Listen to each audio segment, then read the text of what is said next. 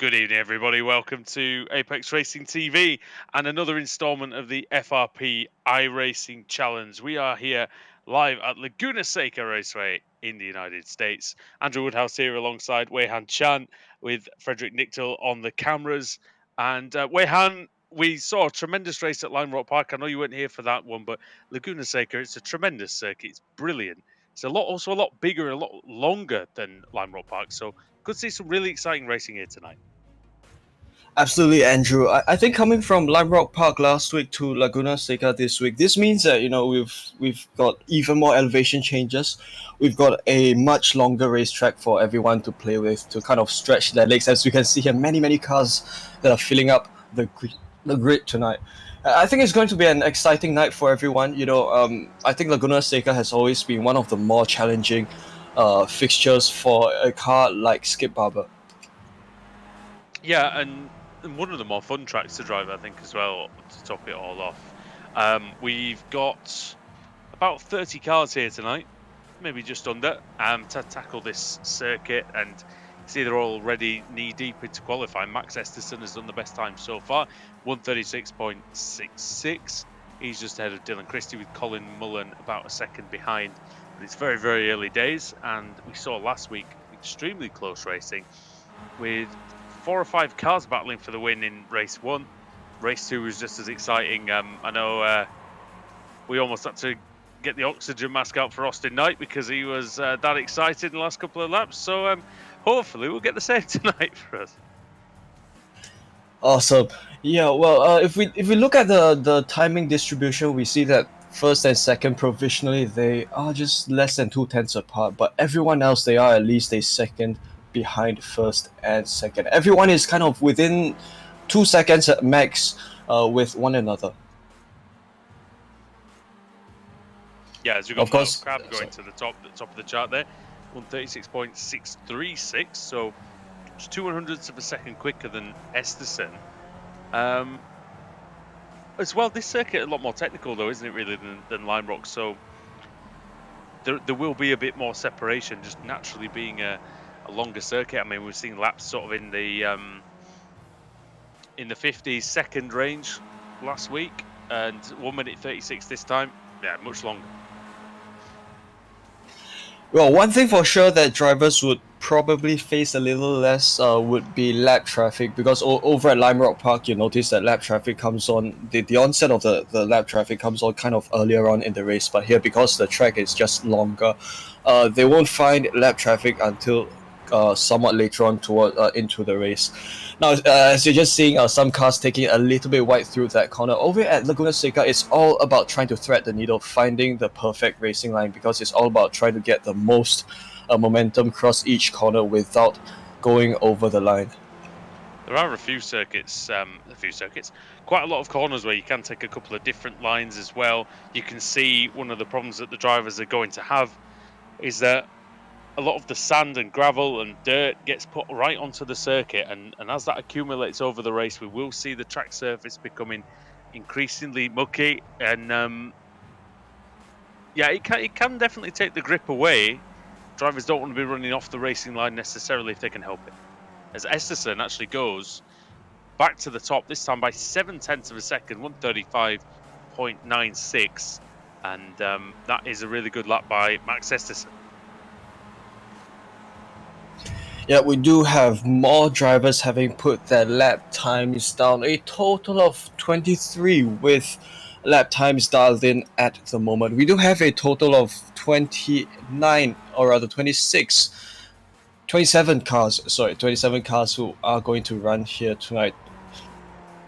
Well, this circuit opened in 1957 in Northern California, Monterey, and this has been a site for IndyCar racing, IMSA championships, a lot of motorbike racing, World Superbikes, MotoGP, and things like the Pirelli World Challenge come here a lot. It's 2.238 miles with 11 turns, and the lap record around here is some 28 seconds quicker than these guys are going. It was by Helio Castroneves when the kart championship, the old Champ Car circuit, came here in the year 2000.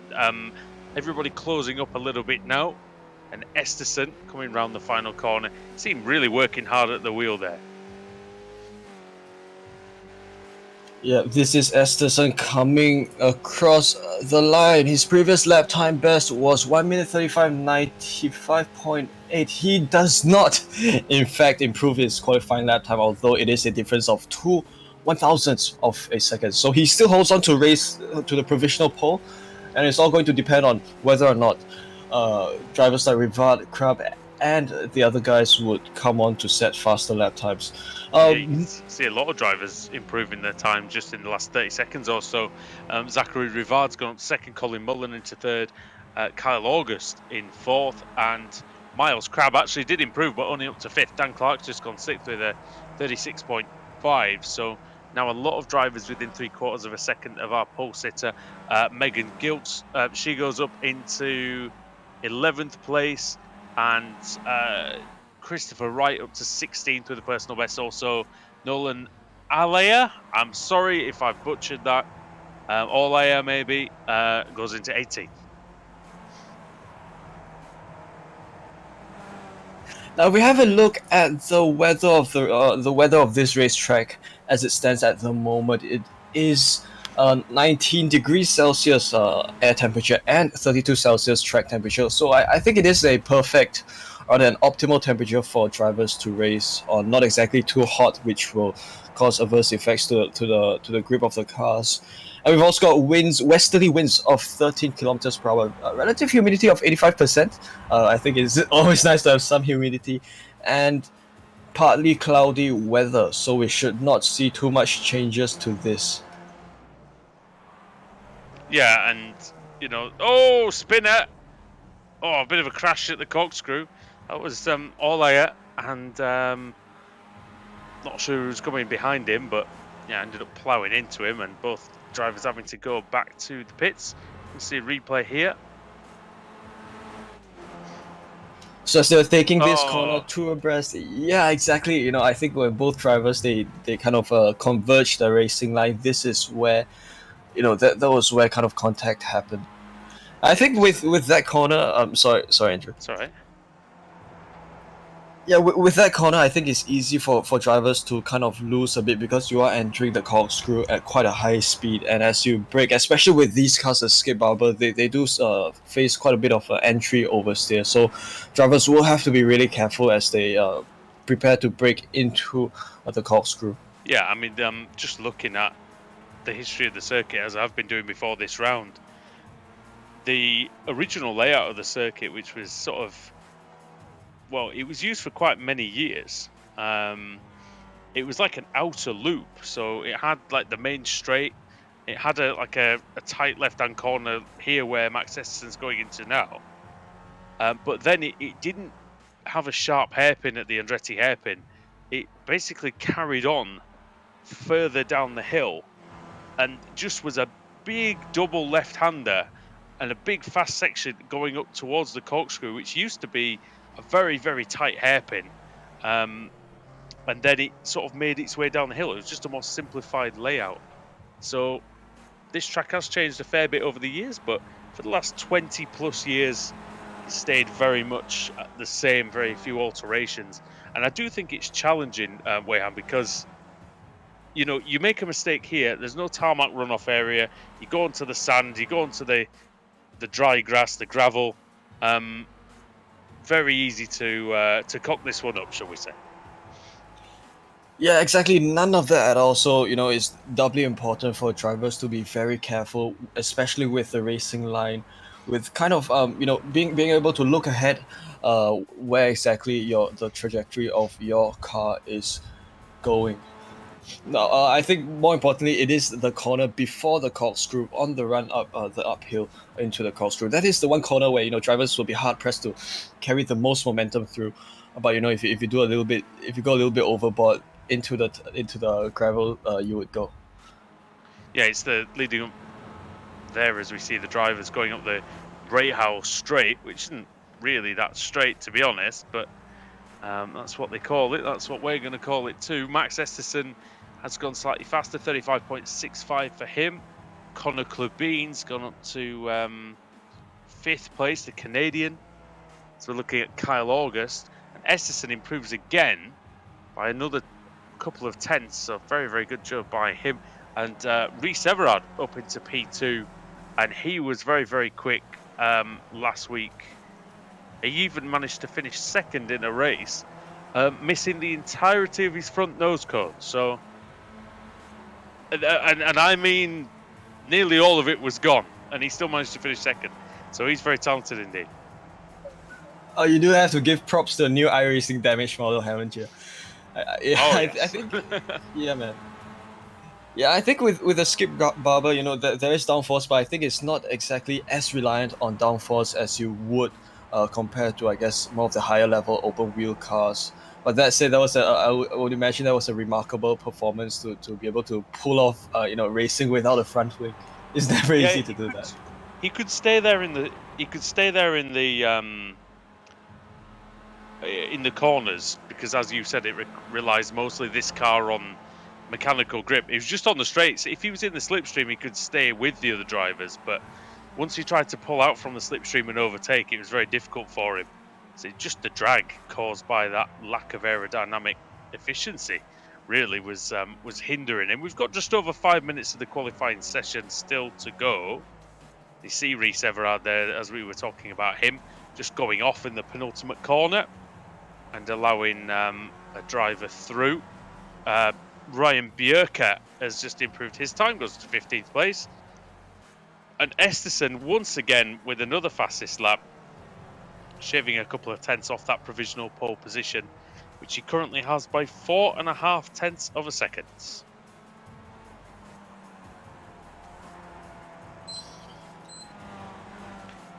See Mullen going up to 6th. We just saw as well Miles Crabb making another personal best lap in 5th place. As these tyres, Weyhan, are kind of like, they're more what you'd see on a road car, really, in terms of how they appear. And so, really, as the laps wind down, the cars do get quicker because they're literally just getting lighter, burning the fuel off, and there's not really much tyre wear on these. Sure. Yeah, I think that's really quite surprising. You know, I think it goes kind of against the traditional racing wisdom of having to change tires every so often now and then. But I think it's just not exactly a practice with the skip barbers. After all, you know, we are only racing for 40 minutes at any one time. So which kind of doesn't necessarily require the freshest of tires to run this track. Yeah, I mean, it's that car has been around for quite some time now. I've been trying to figure out sort of when that started. In 2006 it started originally. And yeah, this car's been, crash! And that's a few of the front runners getting involved in that one. And some damage. I saw somebody's, I think somebody's nose cone fly off there. And here's a replay looking at Omar Khan going into the corkscrew and going off. It's not easy there. It is not easy if you miss your braking point. And of course, it's a big crest there, so car can get very light coming over the top. Yeah, absolutely. So I think we just seen for ourselves a little bit of the damage model in effect. You know, when you do come into light contact, you do kind of lose some parts here and there if your contact is heavy enough. Conor Clubine, maybe, of Canada, driving for Britain West Motorsports. Is in P8 at the moment with 136.61. He'll be trying to make an improvement. See, I think Jackson Lee might have just gone 11th. 36.83, very similar time to William Liston, the Australian. And it's nearly all drivers from the US and Canada here today. Apart from Liston, he's the only, shall we say, non-North American here. Zachary Rivard is going to come across the line then. And was he on a fast lap? Yes, he was. Wow. Yeah, good improvement there. 2/10. Closes within 2/10 of pole. Oh, he's not going to do it. He's not going to go. Oh, big one. He's not going to get pole position like that. And somebody's wheels fallen off. Not quite sure who that was, but at the Andretti hairpin, there was a rather big mess, although Rivard's nose cone appears to have reappeared. Well, that was quite a spectacular sight to see. Let's just hope that probably we don't see as much of those later on in the race because although it's nice to test the Indeed. effects of it is nice to test the effects of the damage model on iRacing, but we would also hope for a clean race that everyone would enjoy. Oh, yeah. I don't mind the odd smash here or there, but yeah, you want, in general, the race to be sort of kept intact so we get a good battle. It's what we got last week at Lime Rock Park. There were a couple of incidents, not many, and mostly just terrific racing as Eric Filgueras absolutely clobbers the curb coming up the hill. And I've driven this circuit in several single-seater cars on iRacing. It can break your suspension going over that curb if you hit it too hard. Believe me, I've done it. As Those branded ones. Curves. Yeah, the sausage curves here can be quite devastating. Look how he's hanging the back end out. Yeah, well, I think more frightening with big sausage curbs are that I think if you go at it at the correct angle, the correct trajectory, you can even kind of get your car some airtime, and perhaps even kind of roll your car over. Not exactly something you would like to experience in a race, but something fun to try out during your practice sessions. Never forget we were doing a race at Monza. I can't remember exactly where it was, but I think it might have even been World GT Championship. Somebody got completely launched at the Ascari and went about 20 feet in the air after a hit with the sausage curb. So hopefully we don't see that today because there'll be pieces of Skip Barber absolutely everywhere. As the grid is on your screen right now. Yeah, we do have Max Esterson who will begin from pole. His lap time is 1:35.352, and Zachary Rivard will begin from second, just 2/10 of a second behind. Starting from the second row would be Reese Everard and Colin Mullen, third and fourth respectively. Carl August begins from fifth, Dylan Christie from sixth, Miles Crabb and Dan Clark seventh and eighth. Connor Klubin from Canada begins from ninth, and Eric Figueras from 10th. William Liston from 11th, and Jackson Lee will begin from 12th.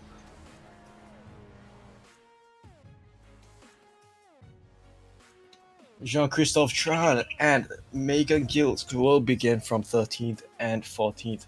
Zachary Venia and Ryan Burke from 15th and 16th. Jason Petit and Nolan Alea from 17th and 18th. Christopher Wright and Charles Ante from 19th and 20th.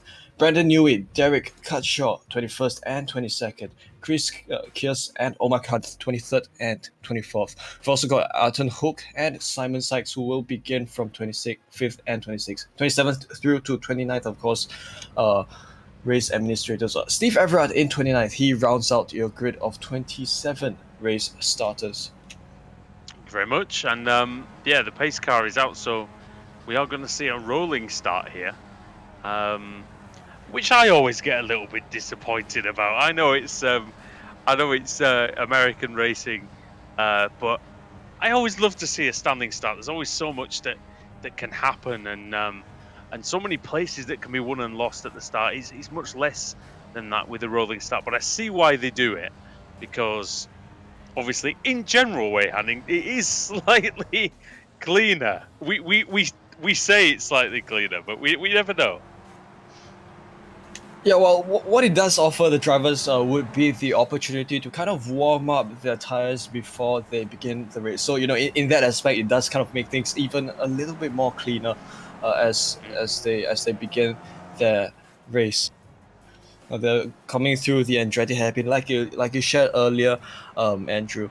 That especially this section, this is relatively newer in comparison to the rest of the track in terms of the historical layouts. Would you like to see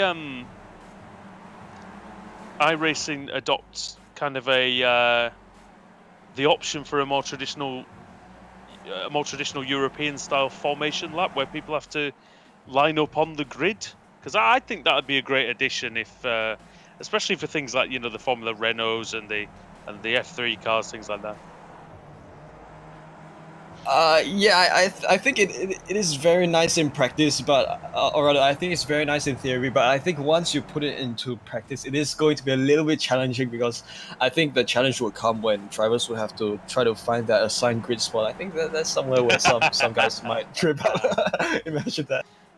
So, well, some of the drivers on iRacing can't even find the brake pedal, so I think it would be quite. Yeah, you might be right on that one. But hey, it's one of those things we'll never know until they try, I guess. Hopefully, Yeah, iRacing can put that in, and yeah, maybe I give think. you a nice little marker on the grid, or somebody holding out a sign or something with your name on it. Be quite good. Yeah, I think that's simply the case with flashing lights or damaged model. You know, we thought it wouldn't turn out well, but I think it's turned out quite well for all of Oh us. yeah. Well, here we go then. We're ready for 15 laps of racing around this Mazda Raceway Laguna Seca. And into the final corner they go. And Max Esterson is going to bring us to the green. He's going already. The red lights are on. And the green light is on and we're away. Good start by Esterson. Obviously, he's got the advantage. He chooses when to put the hammer down, when to lead the field to the green flag. Everard in second place, and Colin Mullen snuck up the inside of Zachary Rivard into third place. That is a really good start by Colin Mullen. Took that Andretti hairpin really, really well. Already, Weyhan Everard, he's right on the back of Esterson, piling on the pressure. Yeah, fantastic start by Esterson, and the gap between Everard and Esterson would sit at 2/10 of a second. They are forming a little bit of a breakaway, but of course we do see a little bit of too wide over Oh, behind in P6 and Trehan 7. and Jukes, I think, are dropping down the order. I think Jean-Christophe Trehan and Megan Jokes might have just crashed on lap one. We'll see if we can maybe get a replay of that at some point. Maybe after the first lap. Oh, what a save by Colin Mullen. He's going to lose a few places. He went very, very wide there going up the hill. But yeah, he's managed to survive it. But he's down into fifth, and it may become sixth as Kyle August is looking up the inside into the corkscrew. Your drivers executing very well through the Oh, corkscrew. Of course, we have some moves. Miles Crabb and Jackson Lee dropping down the order. And where's Everard gone? Everard has gone completely. And we have a look at the replay. Yeah, look, a lot of cars making full use of the gravel there. In fact, it's in the background there. We didn't quite see it, but it is in the background. If we run it forward, we might see what happened to Everard. Oh, this is Miles Crabb then, Weyhan. Let's see what happens here. It's into the corkscrew for Crabb. Oh, he spins. Oh, and he takes Jackson Lee. And Jackson Lee has got broken wheels there, broken suspension. Yeah, I think that's one of... has crashed as well. Sorry to interrupt, but apparently something happened to Mullen, and we're going to see it here into turn one. Oh, he's disappeared.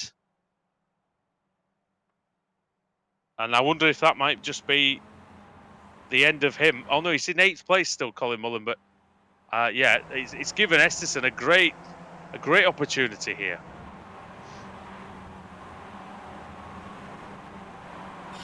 So it's one of the challenges with this car is, you have to you have to be absolutely on top of your car as you make the corner entry. Now they come upon the corkscrew once again. Oh, we've got someone around as well on the outside of the corkscrew. It's Dan Clark off, and yeah, he's gone off big time. Kyle August off as well, but he's back on. We're looking at Ryan Bjerke chasing down William Liston, the Australian driver, into the final corner. There you go. Esterson sets the fastest lap, 136.763.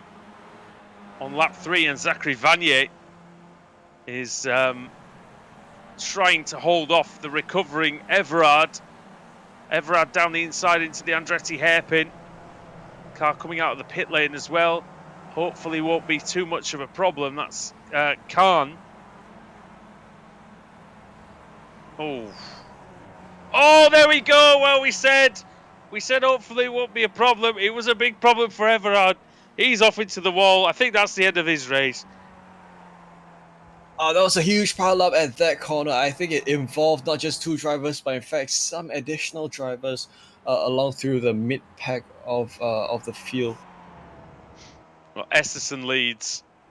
Christie second, Rivard in third, August in fourth, Figueras up into fifth, and this is Zachary Rivard versus Kyle August. This is Christie versus Rivard. Sorry, Christie ahead. I'm trying to hold off Zachary. Let's see what he can do through this brilliant section. That's my favourite corner on the course. That one, that left-hander downhill, and then the right-hander. It's such a fast section, flowing section when you get it right. And this final corner will be very, very difficult, but it's up to Rivard to get a good run, and he has got a good run out of their way hand. He might have a go into the Andretti hairpin, no doubt. Rivard making use of Christie's slipstream as they go through the main stretch here. Let's see if Rivard will make any overtaking moves. Will he look along the inside? Nah, not exactly. I think he is going to probably hold off the move until the next corners or the subsequent few corners. Depends whether he feels like he's got the pace to overtake and pull away. He might just be content to hang behind and maybe see if they can make any headway towards the leader. As you can see, Simon Sykes, who started at the back, is up to 8th position. So brilliant stuff by Sykes. He's only 11 seconds off the lead. As we can see, the position changes there. Figueras up 5 from where he started. Christie up 4, Vanier up 6, and then Charles Ante is up 8 places, and also 9 places for Chris Kears. Of course, many movers and shakers along in the field. Then again, I think cars from 1st to 17th, in general, they've made huge gains, but from 18th position down onwards, those would probably be the drivers who have suffered from the incidents in the opening lap as well as the second lap. We have a look at Colin Mullen as he goes against Eric Figueras for P5. We've also got a bit of pressure coming down from corner. Yep. Mullen is going up the inside into the final corner. And Figueras, he tries to hold the outside line. He will have more momentum, but I wonder if Mullen's just going to be able to slot in behind him. Oh, it's very, very close. He's still got the overlap. Just about, where at least he has to be given a space. As Fernando Alonso said, you must always leave a space. And up the inside he goes. Drives it in. He's got some rear wing damage, which might hurt him somewhat on the straight. Didn't look like it was too bad for him that time. And Colin Mullen, who was briefly up into 3rd on lap 1, is now back into 5th, but can he hold it?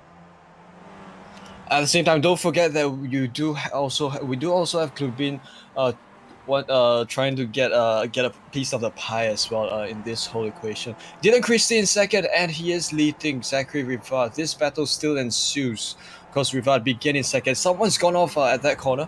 Rivard began 2nd, and he is sitting in 3rd at this point. Absolute good use of all of the tarmac there as they prepare for the entry into the corkscrew. We have a good onboard, good perspective from where Rivard is. Oh, a little bit of, yeah, you see, look, it's just about trying. You have to be on top of your car at all times. I know it is easy to slip up, especially also with all the sand on the track. It does make you lose a little bit of the grip.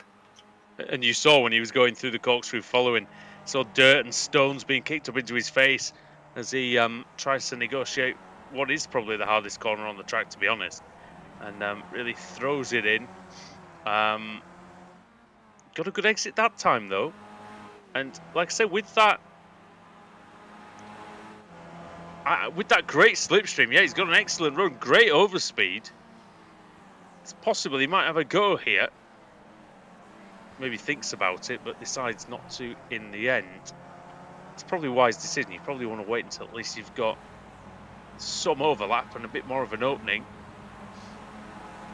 Phil Gueras and Klubin, 6th and 7th. Simon Sykes in 8th. Good battle for 12th, actually. Kearse, Trehan, and Wright. And Liston. It's a good battle further down the order.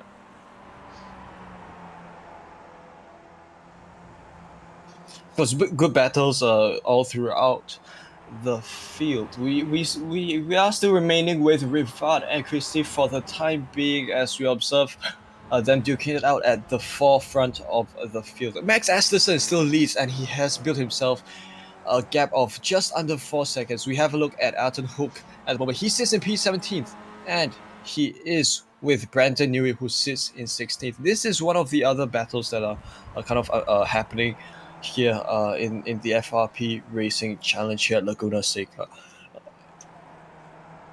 Well, of course, if you like what you see on here, then give us a subscribe on YouTube, of course, and follow us on Instagram, on Twitter, and on social media as well. But yeah, as help to join us as we go towards 10,000 subscribers. And I wouldn't have a presence on YouTube if I didn't tell everyone they need to smash the like button. They need to not just press it; they need to smash it. Yeah, show us some love. Yeah, we have a look at Venia and Clark going at it. That would Oh, that's very good. be. Oh, That's a very good move.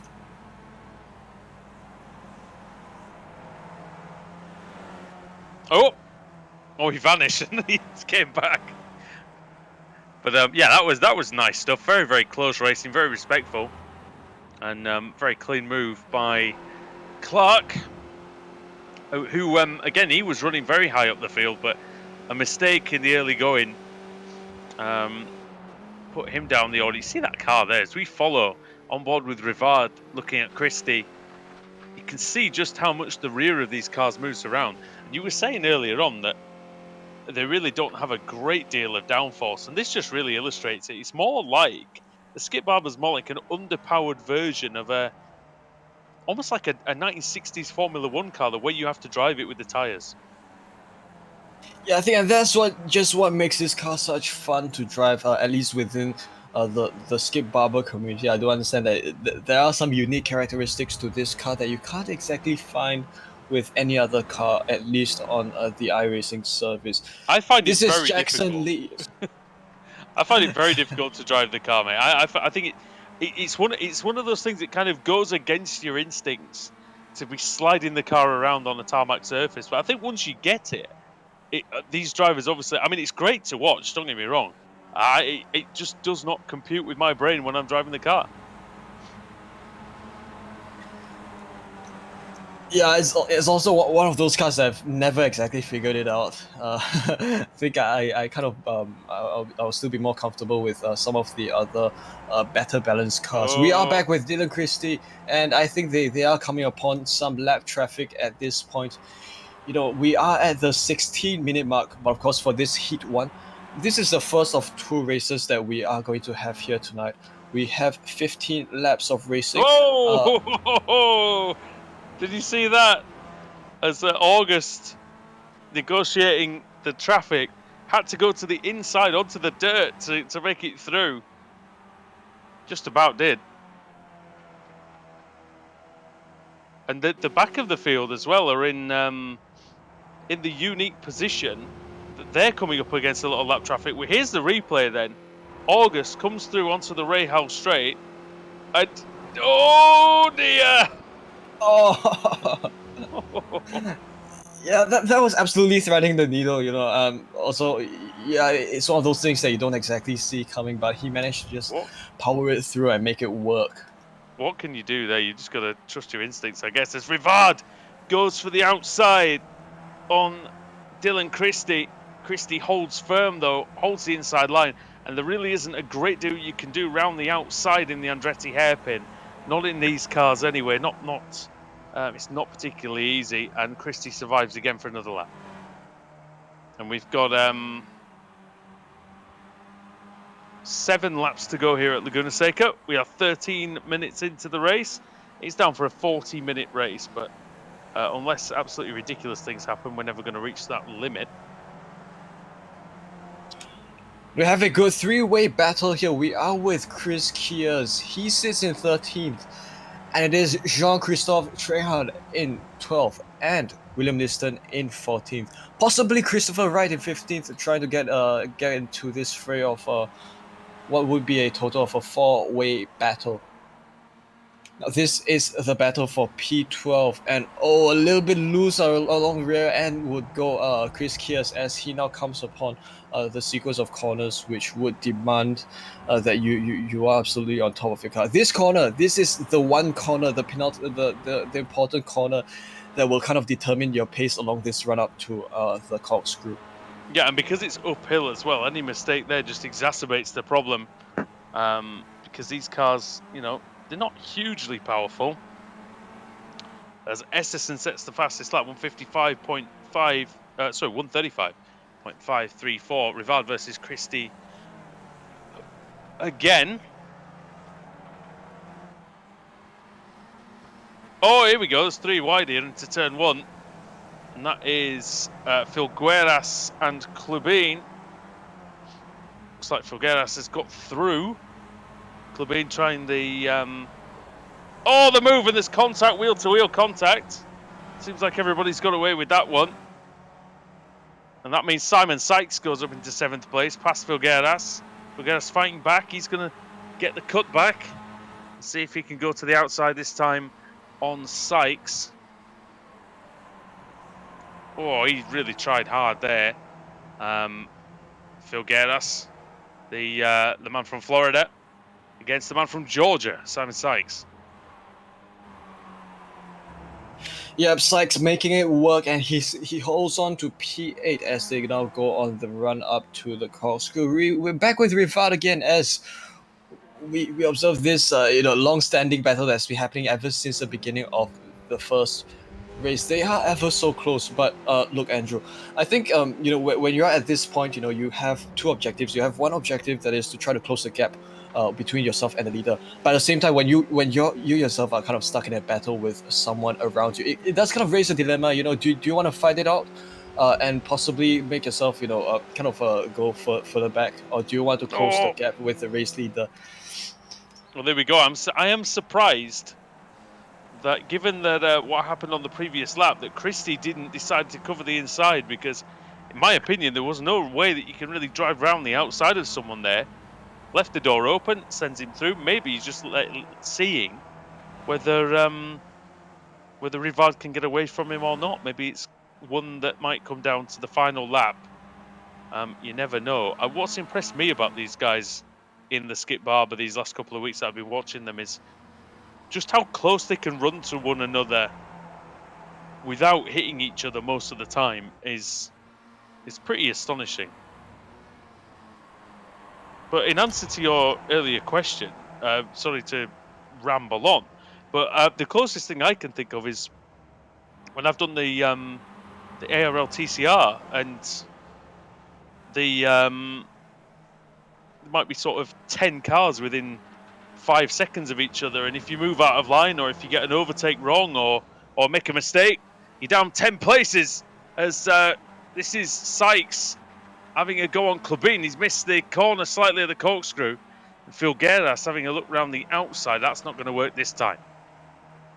That was quite an exciting move over there. Trying to make it work. Of course, Sykes does kind of hold it off. And they come upon the final corner. This is one of those places where you could make an overtaking move work, if not set yourself up for a slipstream run down this straight. Well, Sykes started in 26th place. So he's had an absolutely brilliant run so far. Took advantage of the chaos on the first couple of laps. He's trying to go around the outside.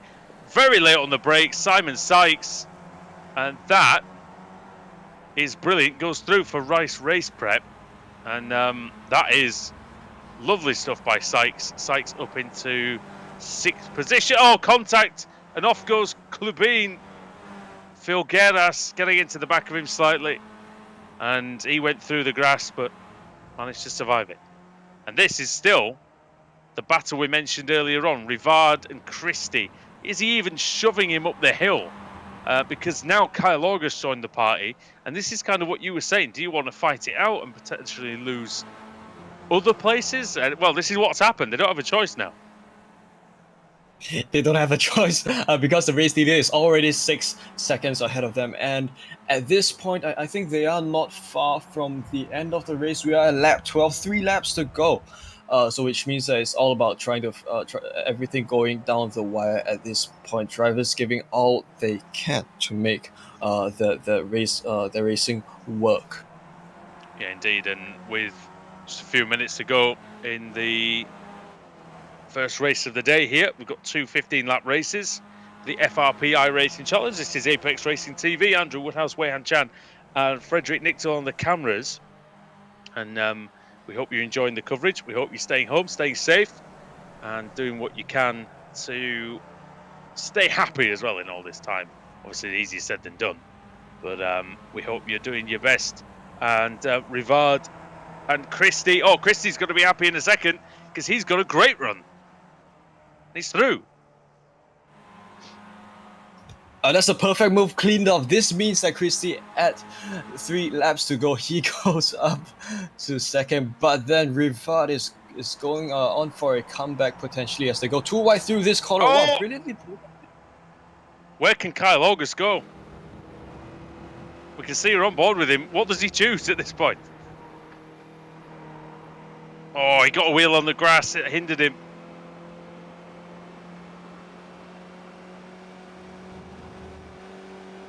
We do have a good view of this battle from Kyle August's perspective. Of course, them taking it very nicely through the corkscrew, which is very important. Of course, some gravel being picked up by the onboard camera. Christie leads Rivard, and he leads August through this downhill section of corners. You know, I think this final sector of the Laguna Seca circuit is all about making good use of the elevation changes in order to kind of carry your momentum through. Yeah, and making sure you can get the front end in as well in any car. Absolutely vital that you got that front end grip and you don't get understeer. Understeer through there is pretty much your worst nightmare. But the camber of the corners does help you to keep the balance of the car in check. As Christie once more then enters the Andretti hairpin. He thought about defending the inside, didn't quite, but that did put Zachary Rivard off a move. And this, of course, is a fight for second. It's a fight for third. It's a fight for the bubbly. Of course it is. Yeah, it sure is. I think it's been quite an exciting first heat so far. Of course, it's only 15 laps, and it is going to be, or rather, the next race, the feature race, will be it'll actually be the same length. It'll in fact be 15 laps as well later on. Yeah, indeed. And 15 laps around here.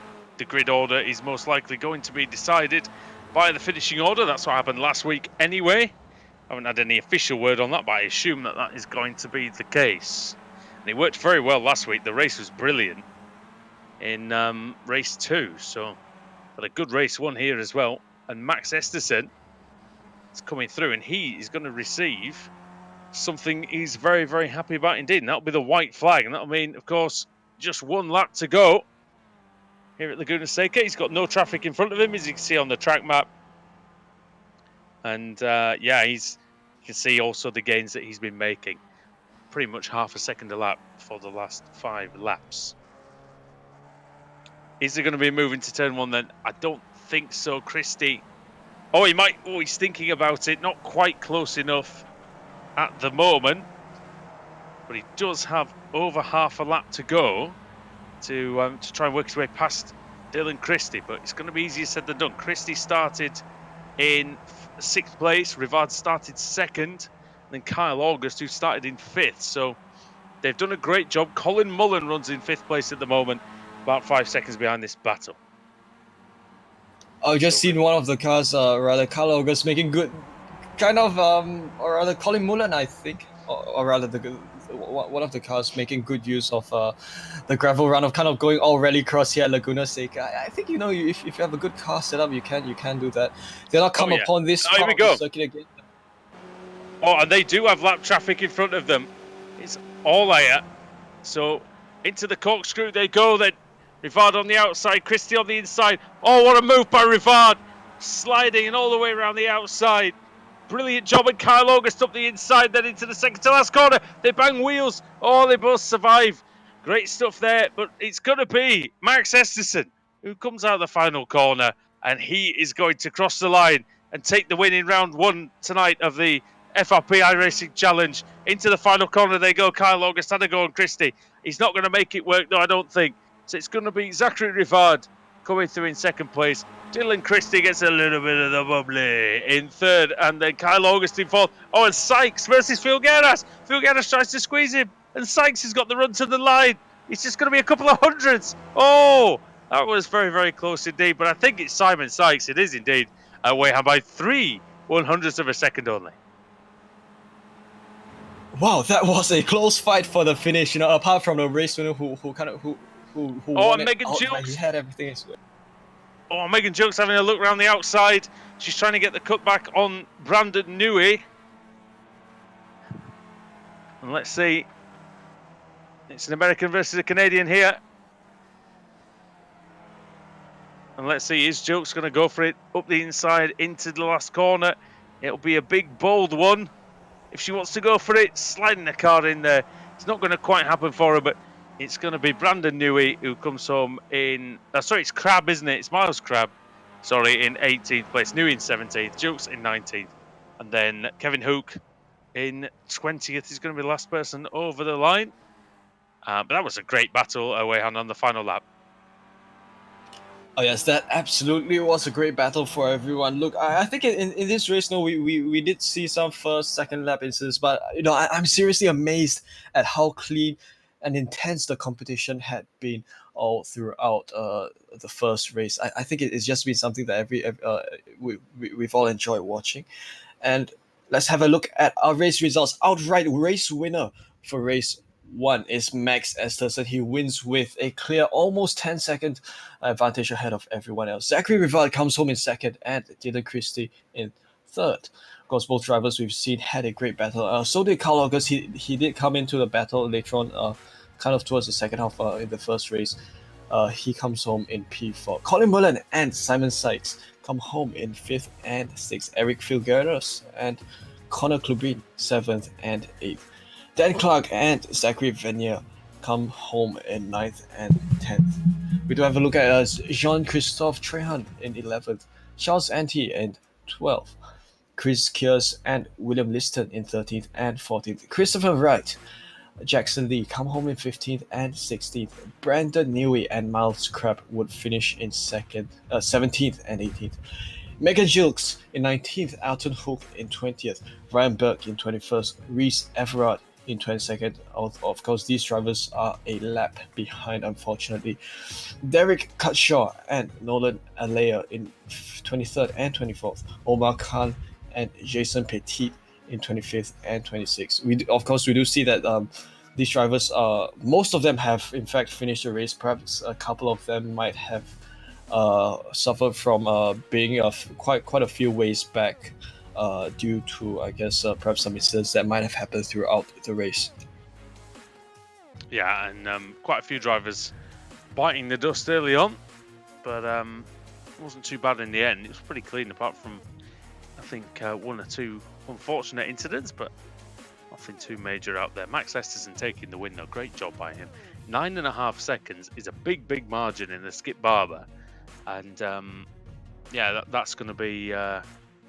he's going to be hard to beat in race 2, which we will see at the other side of the commercial break here on Apex Racing TV. So join us after that when we're going to get race 2 in the FRP iRacing Challenge.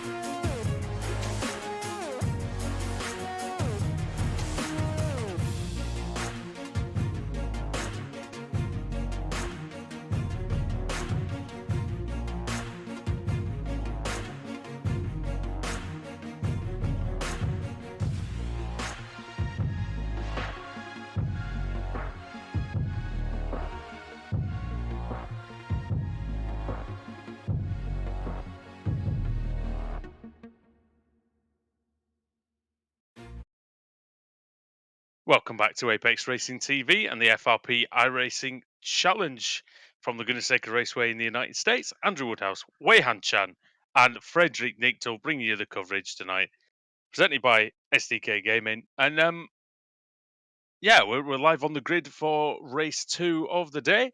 And Wei-Han, as the formation lap's about to begin, it was a terrific race. And if we get one as good as that, then we're going to be in great shape for the second one. Oh, absolutely, we sure are. We had a fantastic race one. I think, bar the few incidents that happened earlier on, we've had a great showing so far. There are good battles throughout different points of the whole field. Of course, the starting grid order is the same as the finishing order of the first race, of course, the results. So, but of course, we would go over it again. Max Esterson will begin from the pole here on the feature race.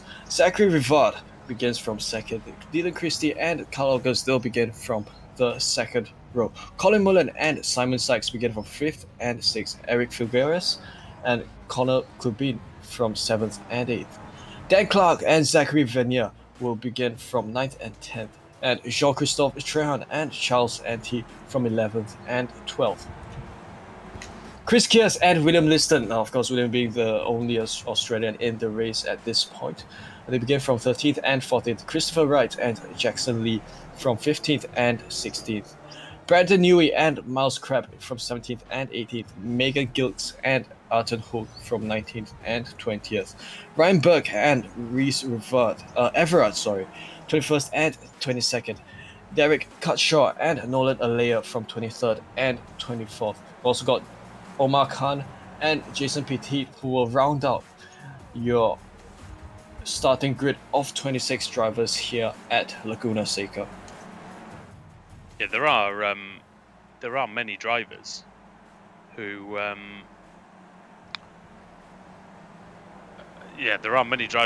be wanting to do a lot better than they did in the first race. So hopefully they will be able to do that.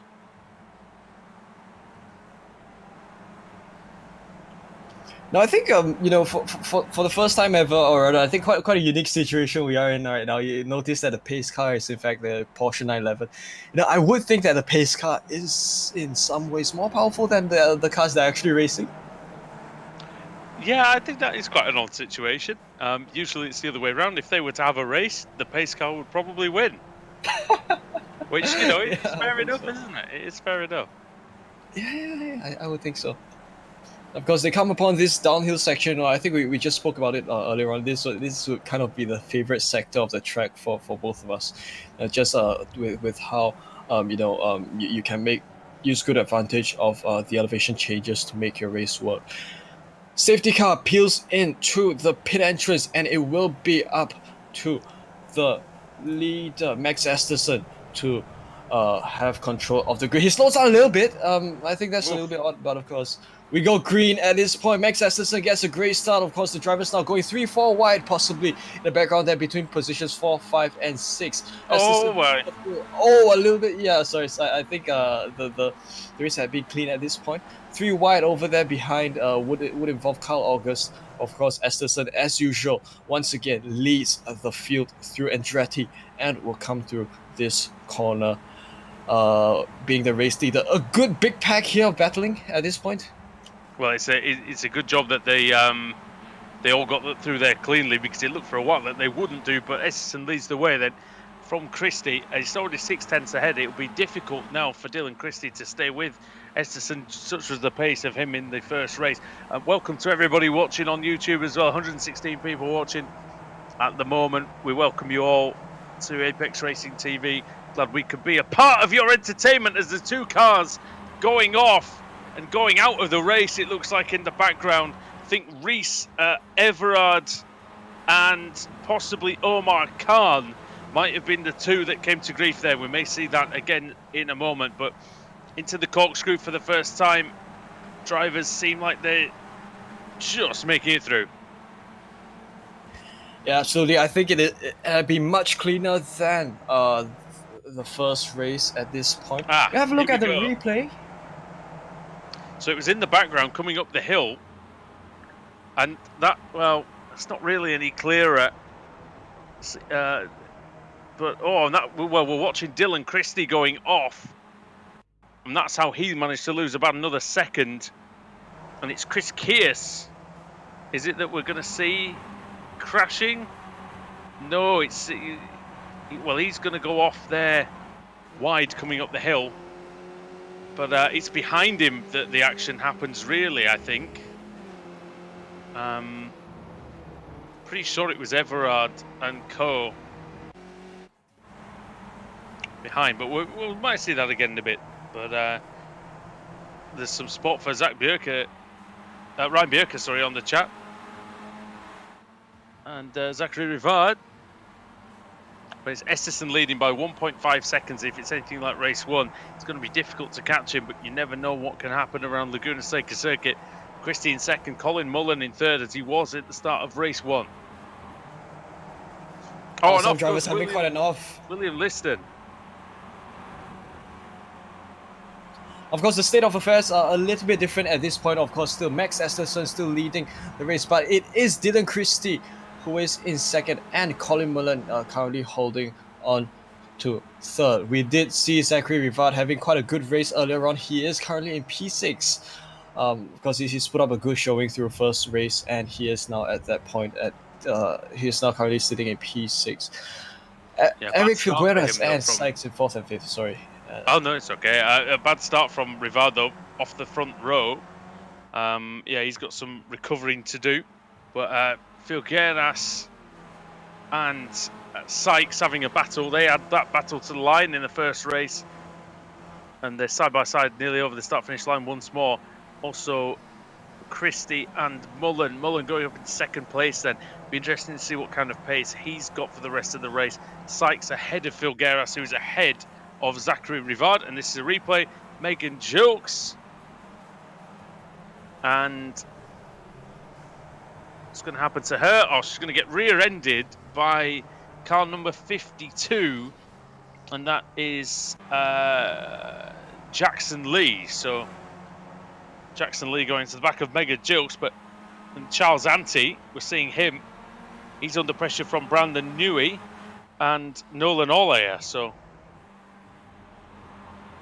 support for Kevin Hook on the chat as well. He's up to 18th place, started 20th. Jason Pettit's up 10 positions from where he started, 11 positions now as Liston falls down the order. William Liston, what's happened to him?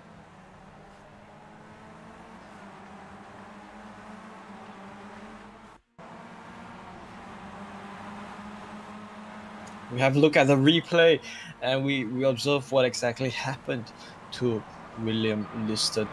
It's just a matter of going off around this corner. It's very difficult to be on top of your car, especially under braking, and that was enough to kind of send William around, and he had to take it to the pits for his repairs. Yeah, he just loses it there, and not really just an honest mistake into that corner, going up onto the Rahal straight, up the inside then for Christie, trying to get the second place back from Colin Mullen.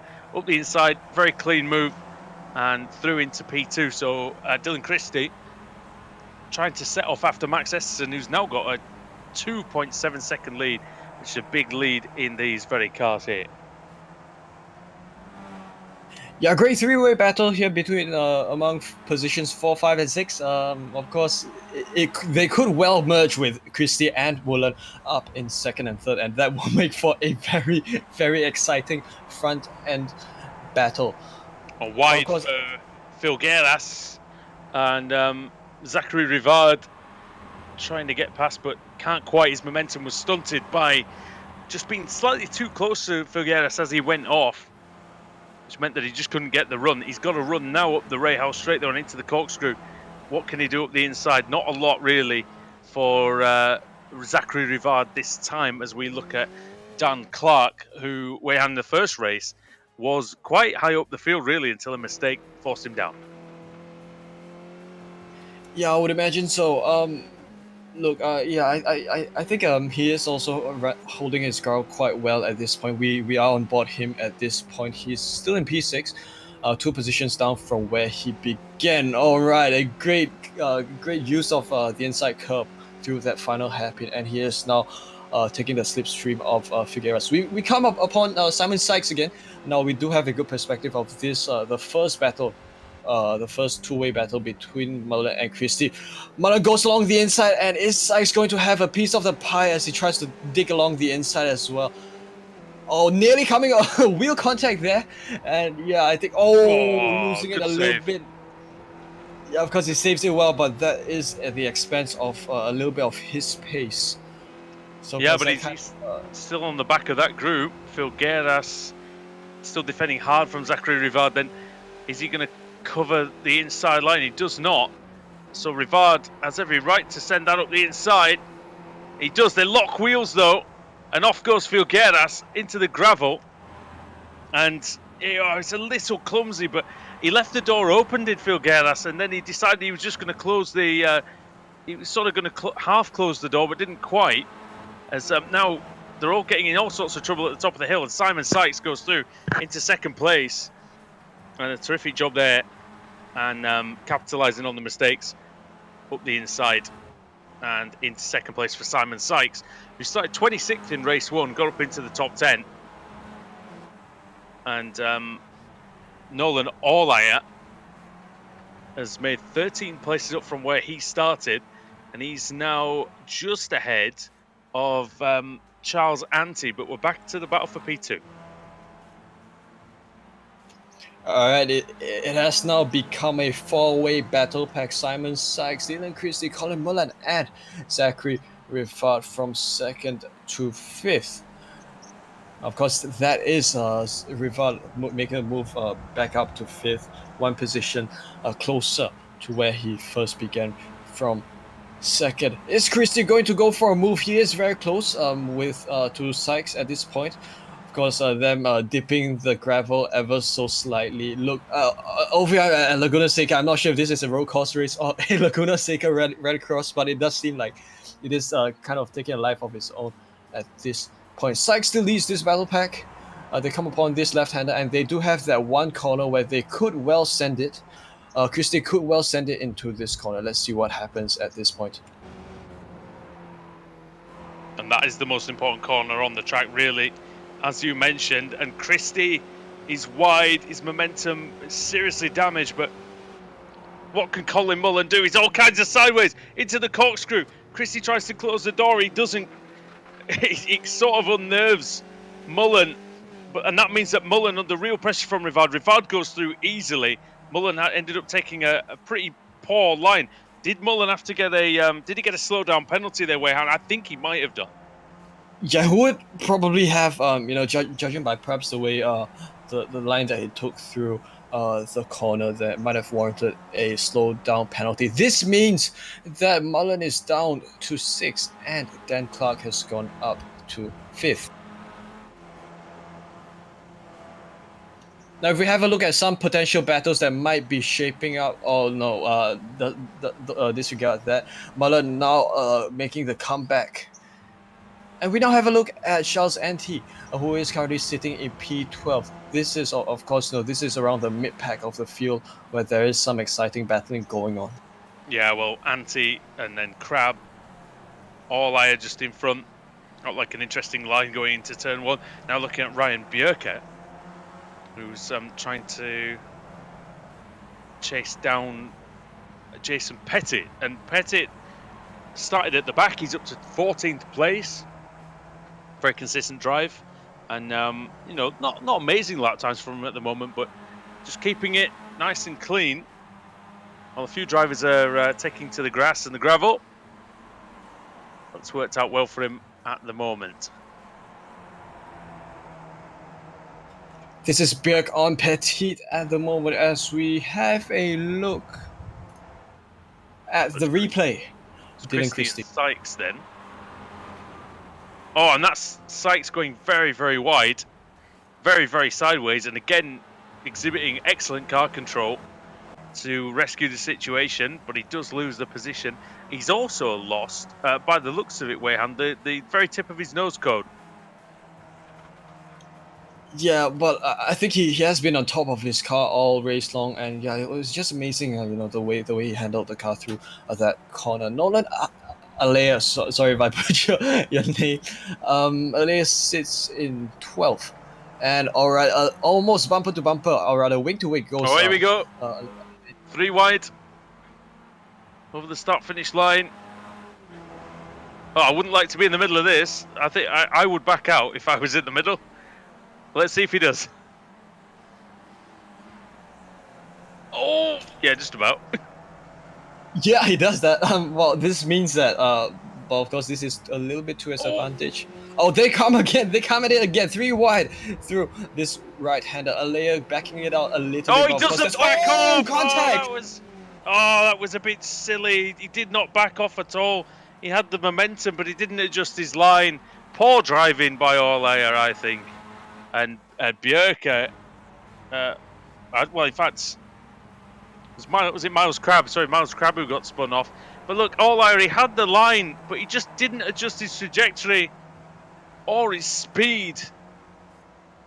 And ended up ploughing into the back of him. Not great, I will say that. But yeah, Charles Anti managed to survive that one anyway. And we can see him at the front of this pack as it's now 4 drivers getting involved, including Bjerke, including Pettit. Late on the brakes into the corkscrew. And driver at the back, Pettit, getting very deep into the corner, but managing to survive it. And this is lap 9 of the 15-lap feature race here tonight and the FRP iRacing Challenge presented by Apex Racing TV. Very pleased to have everybody along for the ride tonight. Up the inside then for Pettit on Bjerke. And yeah, great move into the last corner.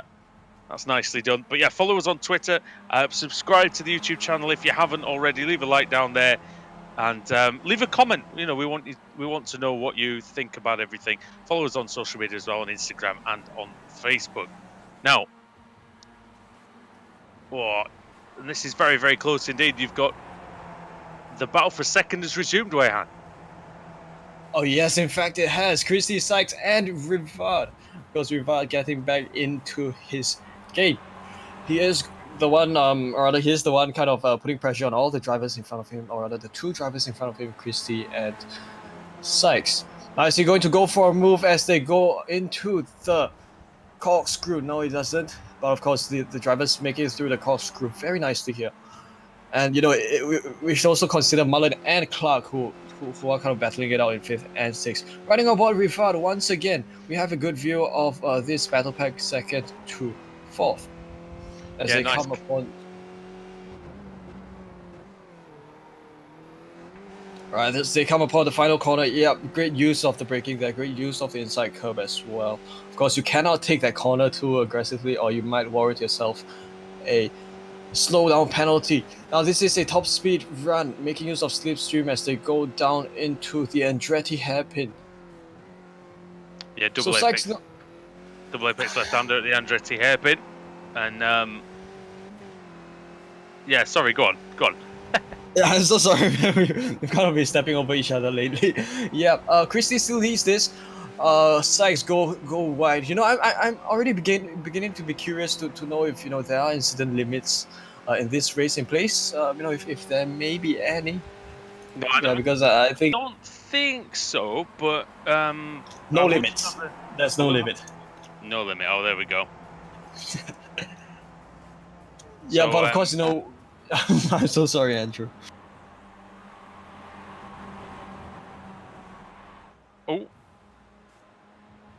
Don't know if we've slightly lost the timing tower. But we're having a look at Christopher Wright then into turn 1. Driving for Corbin Dallas Racing. What does he do? Oh, and the car in front spins. Oh, my. Well, that was car 6. And that is Zachary Vanier, who was running down the order. And that's Ayrton Hook going for a, yeah, getting involved in that one. Not really his fault, though, mind you. Yeah, that was an unfortunate incident. I think would be that the driver did not see that coming as they made the entry into the Andretti hairpin. Esterson still in the race lead. He is in fact just about 8 seconds ahead of everyone else. Christie in second, Sykes still in third, and Rivard still in fourth. I think at this point, Sykes might think of making a move. I think he's lost a little bit of his nose cone there. Yeah, that nose tip there, very little bit. Yeah, I wonder if that. it'd be affecting him slightly, I would imagine, but not too much. It might be worse if he gets in front of Christie. Might affect the aerodynamics a little bit more as he goes up the inside. And now that's much better than what we saw a little bit further down the order in terms of the drivers giving each other a bit more space. But it does show that Sykes is struggling for the straight line speed. He's got to get a really good run into the corkscrew. Can he pull it off?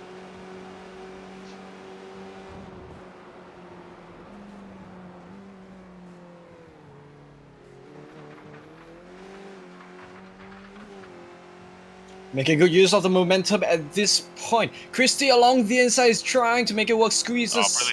Or the Sykes along the inside tries to squeeze Christie, and there goes Sykes up into second place. Of course, would Rivard have a piece of this as they come upon the final corner? They come upon the braking zone. Sykes having the lead on this. Of course, they're going a little bit wide. With instant limits not in factor. Drivers are taking every chance they can to get the most out of this. Rivard thought about going to the outside there. Going to the inside near the wall. What am I saying? And he thinks about the outside again, but does not take it this time. Mullen and Clark side by side. Clark locking up and throwing it into turn one. Lovely move there by Dan Clark. I say lovely move, but a very, very spectacular one. Very nicely done indeed. Nolan Allire, then we saw him taking out Crab earlier on, but let's see if he can deal this time with Charles Ante and Brandon Newey. Oh, he's squeezing him. Oh, he's really squeezing him, Allire. And Ante's got through somehow. I don't know how he made the space there, but he goes through. And, a little bit of touch there. I just see the wheel going a little bit loose at that point. Well, Allire needs to pay more attention to where his car is, I think. But there you go. After the last after the last few minutes, at least, of the race have not been great for him, or the others who've gone into battle with him, for that matter. But as Essen leads again, he's got an even bigger lead this time around, 10 seconds. Really a masterclass up front. But the battle for second place in both races has been outstanding. And the same people, or two of the same people involved this time, Christie Rivard once more, and this time Simon Sykes, who arguably has the most pace out of everyone in this group, but maybe Wayhan, the damage might just be costing him a tiny bit. I would think so, but yeah, look, I think it's just nose tip, so oh, here we go, it's the move! Shouldn't be.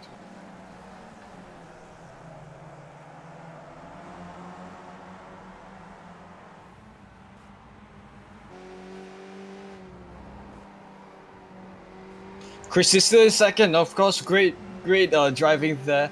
Of course, Rivard now up to third, and Sykes down to fourth. We get a good view of the battle that is unfolding at this point.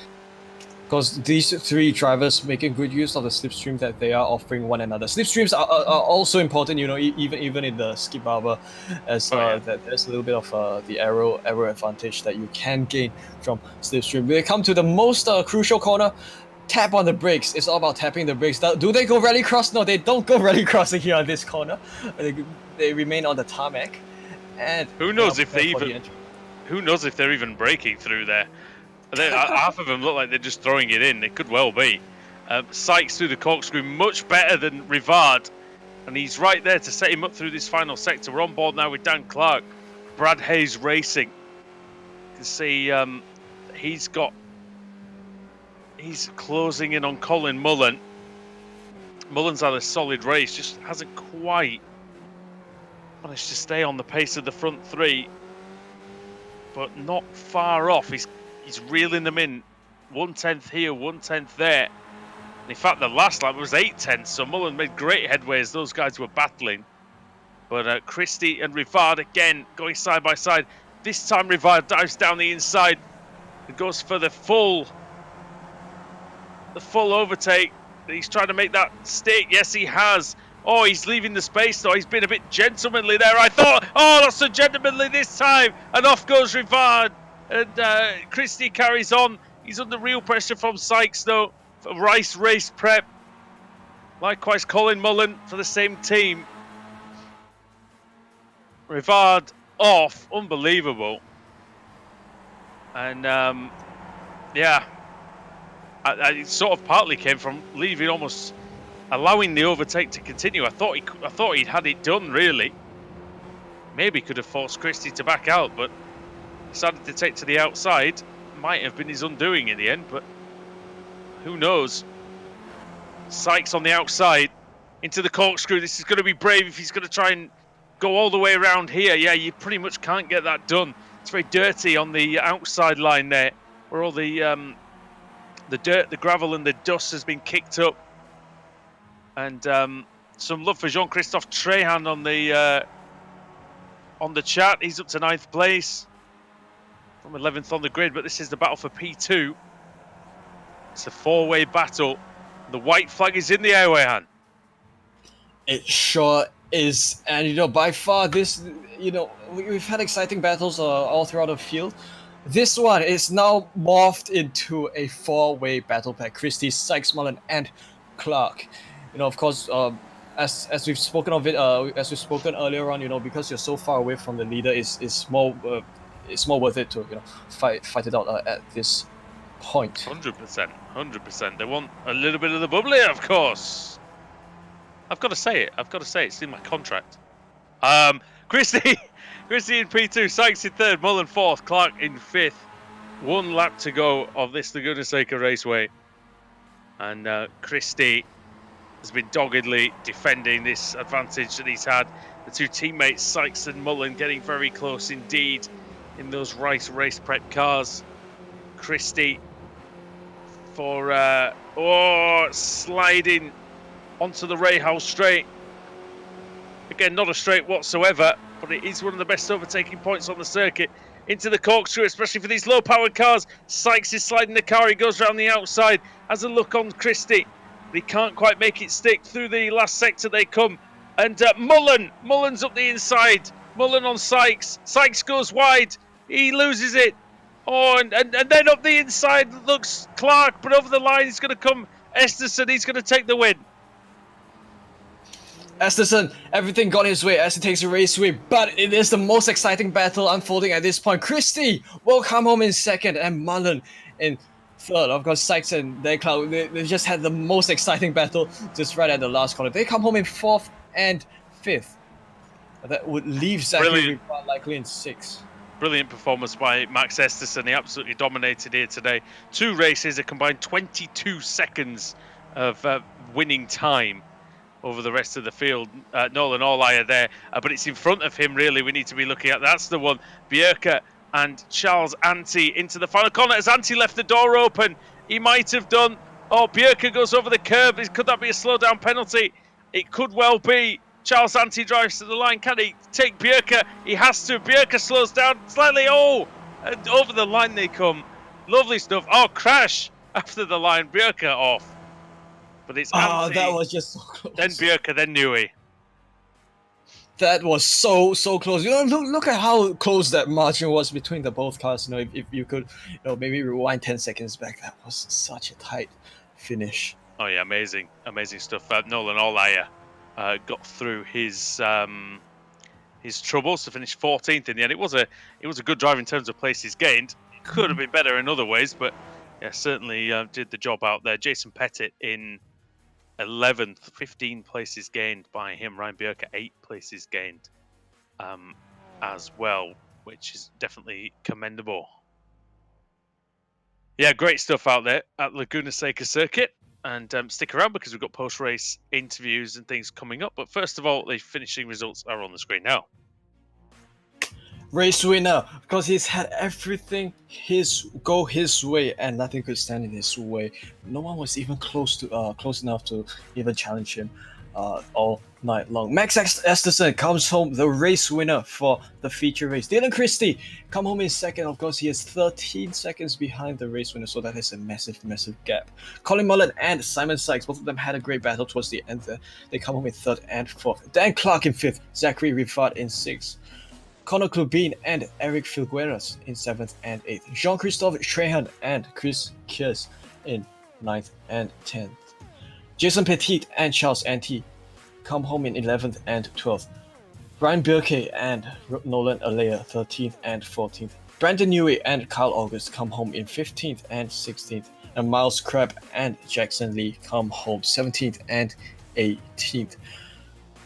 It is Alton Hook in 9th, Derek Cutshaw in 10th, Omar Khan in 11th, Zachary Vanier in 22nd, Christoph Wright in 23rd, Megan Gilks in 24th, William Esterson in 25th, and Reese Everard in 26th. Of course, from 25th onwards, from 21st onwards, they might have been the drivers who might have retired early on in the race, perhaps due to incidents that might have occurred during the race start.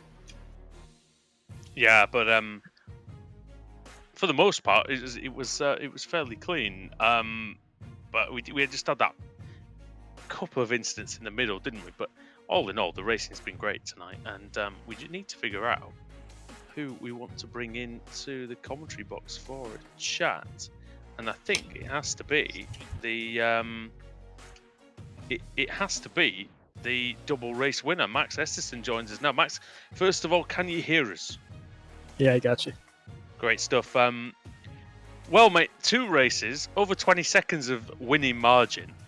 Did you expect in your wildest dreams that would have gone that well?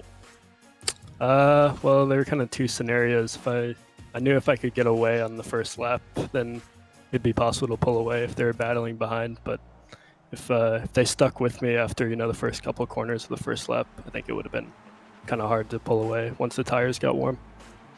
Yeah, we're just having a look at the start now, and I think it was a decent start, but I think Dylan Christie had a big error on the first lap, which gave you that little bit of breathing space that you needed to, and then you really just took it out from there. Was there really much to say about the races? Did you have any exciting moments out there in the 2 rounds? I mean, maybe one time with lap car in race 1, but other than that is pretty straightforward. Just trying to get some clean laps, try to get the fastest lap because I get some extra bonus points. What's obviously the last few weeks have been a bit strange for everybody. How are races like this helping to kind of bring a bit of normality to the situation? Yeah, it's pretty cool because, I mean, these are all the guys that I would be racing against in the real world now, so it's cool to race with them on here. It's a good substitute for now. Do you race in this car, or is it other cars? What? It's a F1600 series, so like Formula Ford. Oh, cool, sweet, yeah. And I mean, the racing in those is really good. I mean, what's the difference between that car and in terms of the way you have to drive it? I guess the Formula Ford is probably a bit more planted than this car, maybe. Yeah, that's right. We're not running street tires like these cars, so there's a lot less sliding around and it's a lot more grip. So and the it's tires a little are more different, expensive, I imagine, as well. As a result. That's true.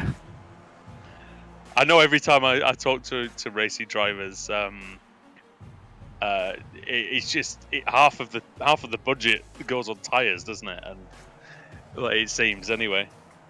Yeah, it's not ideal. Well, that must be a good thing in iRacing. You can just stick a next set of tires on whenever you like, and it does equalize things out a little bit, doesn't it? Because I was speaking to a couple of people, having some fairly animated discussions with people on social media about sort of, what sim racing is and like why it's important at this sort of time. And you look at someone like, say, Timmy Hill, who's in the NASCAR, the NASCAR series. In real life, he's in a back of the grid team with very, very little possibility of winning. And in iRacing, because of the equal cars, he can show his skills and he can come to the front. Do you see any of that in the races that you've been doing as well? I mean, it's pretty close to equal. I mean, the only thing that differentiates is the equipment you have at home, but obviously doesn't make much of a difference because, I mean, I ran in the GT World Championship a few years ago on a G25, so It's Yeah, you and could adapt. Gregor Hutu used to race on his desk with one monitor and an office Yep. chair and one and I can't remember what steering wheel it was, but it wasn't anything fancy. So, and he used to win the world championship. So anything can happen. Before we let you go, I want you to just give shout outs to your team, to your sponsors, friends and family. If anybody's watching, go ahead. Just Team Palfrey, Max Pappas Innovations, Bell Helmets, Amity Search Partners, and Guardian Alarm. Oh, perfect. Nicely done. And thank you very much for joining us. Wayhand, have you got anything for Max before we let him go? Yeah, well, just wish to say congratulations, for winning both races at one go. I think your performance was really unprecedented. You were the driver out there. You were the driver to beat, but nobody ever came close. So congratulations on putting up such a great show for all of us. Thanks, guys. Thanks very much, Max. Max Esterson there, and yeah, absolutely dominant double race win. And I think it's only fair that we get Dylan Christie into the commentary box. We're just going to see if Dylan is around. I think he's got his mic muted at the moment. So what I might do is I might see if we can grab Colin Mullen, who finished in third position today. Wayhan, have you got Colin there? Oh, yes, I do. Hi, Colin. Welcome to Apex Racing TV commentary booth. Congratulations for coming home. P3 on this race. Now, look, I think towards the end of the feature race, we've all seen quite an exciting battle unfold. Lap after lap. I think we were all on the edge of our seats. Absolutely. As we watched all of it unfold. Could you share with us, about how the race went from your perspective? I'm sure that there are a lot of interesting stories that you'd be able to share with us. Yeah, absolutely. Well, firstly, just congrats to Max. He really ran away with that one, and that was his race to win. But yeah, the battle for second was tight all the way through. So I had a lot of ups and downs throughout the race. A couple times tried to make a move on Dylan and go into the corkscrew, just got a little bit too far on the inside, and iRacing thought I cut the track there, so I ended up getting a couple seconds of a penalty. I had to check up and wait, and then luckily was able to catch back up to the front with Dan Clark. We had a good battle for fifth position, and yeah, those last few laps were super intense, really close racing. Simon and I were in the chat just when we were going side by side through the last few corners, just saying, all right, I'm on your inside, I'm on your outside, kind of spotting for each other going downhill. But so you weren't just screaming then, because I mean that's probably what I would have been. We were trying to stay calm, but it was it was a bit intense those last few corners. Oh, that was so amazing! Yeah, I think it's really nice to mention that some good bantering going on between drivers as well. No, I think we are in extraordinary times at this point. It is quite a strange time for all of us. Of course, we've all got our own varying experiences with the situation that we all face right now. So a slightly different question. I think sim racing has proven that it can deliver racing action similar to real life, and it's kind of been underscored more effectively at a time like this where we've got so many racing events that kind of take place at this time, involving all kinds of drivers. So what would your views be on something like that?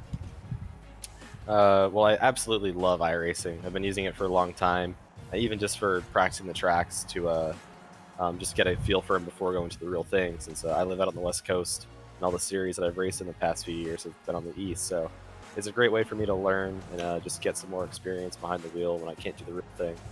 And I think we've seen with the last few weeks just the rise in popularity with it. We have so many more people on iRacing on the platform, and even all these series that we wouldn't have had a chance to put on otherwise. It's great. It's just great fun for everybody involved, and it's a great way for us to stay together. We have to be apart. So I'm happy that we're able to still keep doing what we love, even when we can't right now. But I'm obviously looking forward to getting back to the real thing pretty soon. Just to butt in a little bit. I mean, I've been doing this a long time. I've been doing this for nine years now. But we used to get, and this isn't any disrespect to anybody in particular, but we used to have, for a race like this, very late hours of, Tuesday night, Wednesday morning, Wednesday night, Thursday morning, as I still can't get my days right. We would have maybe one bit, we'd have maybe 8 or 9 people watching. Tonight we had about 130 people watching at once, and it's great to be able to bring bring everybody some more enjoyment and action. And Oh, I guess absolutely. for you, the drivers, it's great because you've got a couple of hundred people watching you instead of like a couple of dozen people. Yeah, it's awesome. Absolutely love everyone who tunes in, and I think the racing quality is pretty good too, especially in these little Skip Barber cars. We can put on a lot of action there. So yeah, it's great fun for everybody involved, and yeah, thanks to everyone who tuned in. Absolutely. Now, Colin, before we let you go, would there be anyone you'd like to give a shout out to? Big thanks to Rice Race Prep again. They're awesome F1600 team. Loved running with them back when I did my FRP campaign. But yeah, it's been great running with all my teammates as well, Simon, Kyle, and just everyone involved. So we had a great battle up front, and yeah, I'm looking forward to more racing with these guys in the next few weeks. Amazing. Well, that was Colin Mullen. He came home in third in the feature race, and we now have Dylan Christie, and he is with Andrew Woodhouse. Hi, Dylan. Can you hear us, mate? Yep. Well, welcome to the commentary box. And look like you have some great battles out there. Laguna Seca always brings exciting racing, and it was no exception for you and Team Pelfrey tonight, was it? No, it wasn't. I mean, that was the most exciting race I've done in these cars in a while. It's interesting when you still have a draft there, but then there aren't that many passing spots. You still have to make it work and make do with the track room that you have. We would have liked a bit more just raw pace in the races. Qualifying wasn't great, but we just had to make up with that with battling and racecraft, I guess. So we held on to what we could. Wish we could have gotten maybe a win like last time, but it was nothing to complain about. I mean, from 6th up to 2nd and no major mistakes, especially with the tire model in this type of car. It's happy to have not made mistakes with that, but as it was an overall good race. Well, the second race especially was mostly a defensive race for yourself in a lot of ways. Was it the case of the track just being very dirty offline that allowed you to kind of keep everybody in check behind for most of it? I mean, there was dirt on the track. I'd say the biggest difference from Lime Rock to this one is how narrow the track is. So you, especially with the colder tires, you go offline a little bit, and the dirt might be right there. You have to use a lot of curbs, a lot more than Lime Rock, and you go a bit too far off a curb, and then you're in the grass. So with that in mind, I mean, we saw a lot of drivers make little mistakes going wheel to wheel. How do you find racing in close proximity with these cars? Because obviously we do see that this car in particular is quite susceptible to, say, wheels getting locked together and things like that. How do you go about sort of? I mean, obviously you try to leave a space, don't you? But it's not always as easy as that, is it? No, it's not as easy as it sounds. But I'd say that the biggest thing you have to keep in mind when you're driving is that there's a draft, but it's a really close range draft. So if you go even more than 2-3 car lengths away from the car in front, you've now kind of lost the draft. Yeah. So you have to fight with this narrow track, trying to make passes where it's pretty hard to pass. And then in addition to that, you also have to deal with, you make a mistake, you do a bad pass, you might be out of the draft just from that. You can't really afford to make mistakes, and you just have to be on it every single corner. Well, we've asked everybody else, so we'll ask you as well. With the current climate and everything that's going on, obviously it's very tough to not have any real racing going on. But how has sim racing helped you stay sharp and stay focused in terms of, your own goals for the remainder of this year and going into next year as well? Well, I'd say the primary thing you can get from it, and that I've gotten from it, especially in these cars and these hosted races, is the racecraft aspect. And going from karting to F1600, I'm glad I have that racecraft experience from karting, and then also because our plan for this year was to learn all we could about racecraft. This is sort of a little addition to that to learn where you can pass, how to set up, how to be in the right spot. So I'm going to say the racecraft is the biggest learning part, and Yeah, also and you get so things like soaking up yeah pressure and things like, you know, piling on the pressure lap after lap, not necessarily, I guess, going for an overtake at the first opportunity, making sure it's the right overtake, I guess. yeah the right overtake, the right opportunity, and then more so for Lime Rock, the idea of maybe even sitting in second until the last lap or so, and just Yeah. preserving stuff. I mean, those races at Lime Rock were amazing. We had a heck of a time with those. They were brilliant, and yeah, similar racing today. I mean, yeah, one guy ran away with it, but to be honest, it was great battling all the way through. And I guess this is what this car is all about. And yeah, you must be enjoying it out there. Yeah, I'm enjoying it. A lot of these guys have been sim racing forever, and I also I've had a lot of sim racing experience, but I haven't done sim racing before nearly as much as I do now that I have the opportunity to do iRacing almost every day. So it's a good learning experience, and yeah. Yeah, 100%. That's what we do. We learn every day, and yeah, it's we're learning every day as well. Given that we've got a lot more races to cover, so we're enjoying that too. Han, have you got anything for? Oh, in fact, actually, Dylan, just before you go, have you got any? Do you want to do the shout outs to your sponsors, your team, your friends and family, whoever? Yeah. Well, biggest thanks to Pelfrey because they've done a lot to coach us not only for the real life events but also for these iRaces. I mean, we practice and we rehearse what we're gonna do when the race comes, and it makes it really helpful to be able to enter a race with that advantage. So huge thanks to Pelfrey and our parents, of course, and then Stylo USA for giving us an awesome helmet for the season, and yeah, FRP for the awesome race too. Perfect, nice one. Han, have you got anything for Dylan? Yeah, well, I just like to share that I think the battles that happened this race, I loved it. I enjoyed all of it, and I think it was such a great show for everyone. Thanks for that. Oh yeah, of course. All right, well, Dylan Christie there. Thank you very much, Dylan, and we Yep. might catch you in the next one. Cool. Yeah. Yeah. Cheers. Well. Dylan Christie there.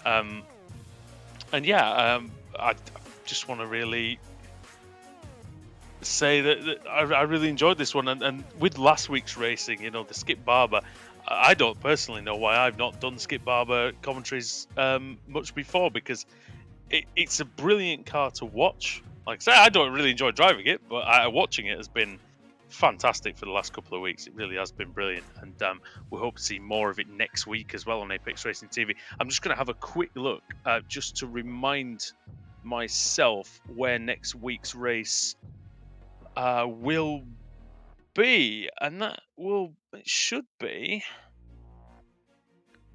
at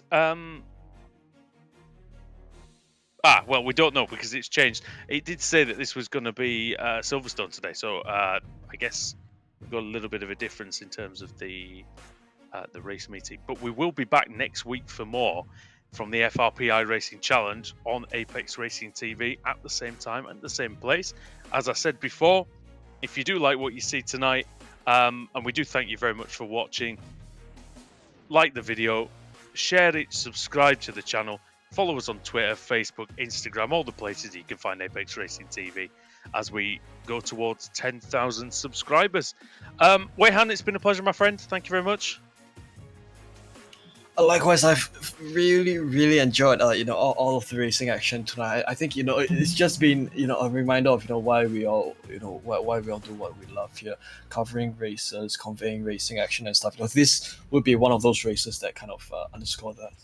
and remind us why racing is so exciting, even if it's in the virtual world. Yeah, always absolutely brilliant fun, and I've enjoyed it very much indeed. So thank you very much for watching, everybody. From everyone here at Apex Racing TV, I've been Andrew Woodhouse. He's been Weihan Chan. Frederick Nichtel's done the cameras all night, so thank you very much to him. And we'll see you next week on the FRP iRacing Challenge. Tune into the channel, well, tonight, Thursday night, I guess, for more from the ARL TCR indeed as well. So we'll catch you guys in the next one. Good night.